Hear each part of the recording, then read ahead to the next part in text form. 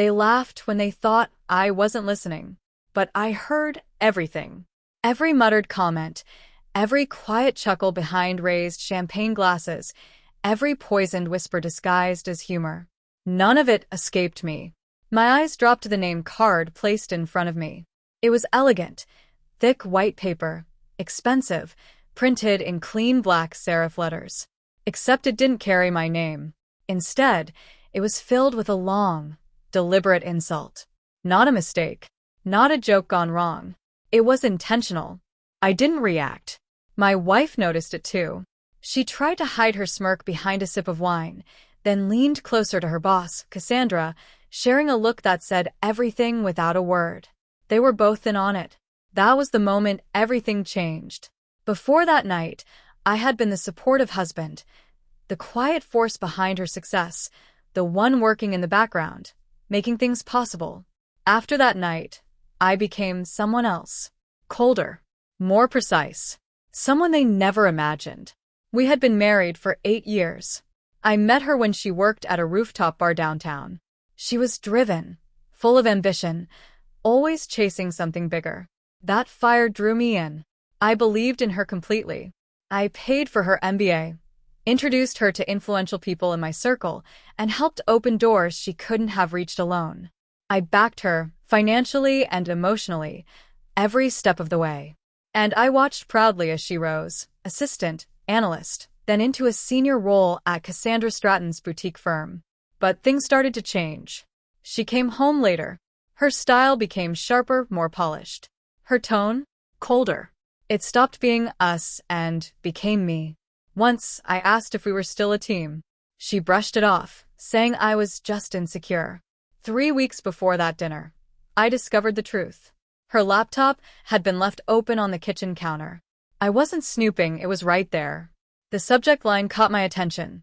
Tonight, same room. That wasn't the only message. There were dozens. Emails, photos, receipts from dinners and hotel stays, conversations with coworkers mocking me, calling me Mr. Doormat. Jokes about how Cassandra enjoyed watching her employees manipulate weak partners.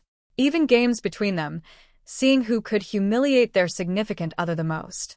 I kept scrolling until my eyes burned. But I didn't yell. I didn't break down. I simply closed the laptop, went upstairs, and kissed her goodnight. That was the beginning. For the next 3 weeks, I played my role perfectly. I acted clueless. I held her hand, complimented her, even helped her choose her outfit for the event. I offered to drive her there, all while preparing. While she slept, I spoke to a top-tier divorce lawyer. I gathered financial records, tracked every suspicious expense, uncovered the truth behind those so-called work retreats and spa weekends. They weren't work-related. I quietly separated finances, secured assets, and prepared everything with precision. No outbursts. No mistakes. I built my response carefully, like a surgeon, not a fighter. Then came the night of the event. The venue was exactly what you'd expect, luxurious and polished. Concrete floors, curated lighting, imported wine, and a room full of people who smiled without sincerity. We walked in together. No one greeted me. Not a single person. Just sideways glances and quiet amusement. When I reached my seat, I saw the card again. Another insult, even more deliberate this time. I sat down anyway. I smiled. And I watched. Cassandra stood, raising her glass to celebrate strong, unshakable women. The table erupted in applause. I stayed silent, eating my meal. She didn't notice the folder in my bag. She didn't notice the legal documents, the investigator's report, or the evidence I had gathered. She didn't see me slip a USB drive into her firm's legal advisor's jacket as I passed by. But she did notice when I stood up. She grabbed my arm, pretending to care. Leaving already? I gave a calm smile. Just tired. Then I turned to Cassandra. Before I go, I want to make something clear. I'm cutting all ties with you. Silence followed. Just a moment, but enough. Confusion flickered across her face. Then I walked out. What happened next unfolded quickly. 3 days later, the legal notice arrived. Divorce, filed on grounds of infidelity. Along with it came evidence, Financial misconduct, emotional abuse, documented proof of everything. Because she had used my name as a guarantor in contracts, her firm's major deal with a European investor collapsed. That triggered scrutiny. Audits followed. And the deeper they looked, the more they found fraud, misused funds, internal corruption. Within 2 months, Cassandra's entire operation fell apart. My ex-wife, tried to contact me. 17 missed calls in one night. I didn't answer. Her final message was short. You planned this. Yes, I did, but not out of cruelty.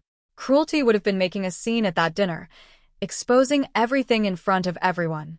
No, what I did was controlled, deliberate. I wanted her to feel the consequences slowly, to understand what she had underestimated. The man she mocked? He owned everything, the house, the car, the savings. Her boss? Under investigation. The people who laughed that night? Some lost their jobs. Some are facing lawsuits. Others have gone completely silent. I still remember that place. The scent of the food, the polished tables, the citrus soap in the restroom. But more than anything, I remember the silence when I walked away. It started as confusion, then discomfort, then something heavier. They didn't understand what I meant. Now they do. My life is different now. A quiet apartment. Peaceful mornings. No pretending. I'm not angry. I don't need to be. I have peace. They have consequences. And sometimes when I see a place card at a restaurant, I smile. Because they forgot something important. Even the quiet one, the one they dismissed, the one they insulted, can bring everything crashing down without ever raising his voice.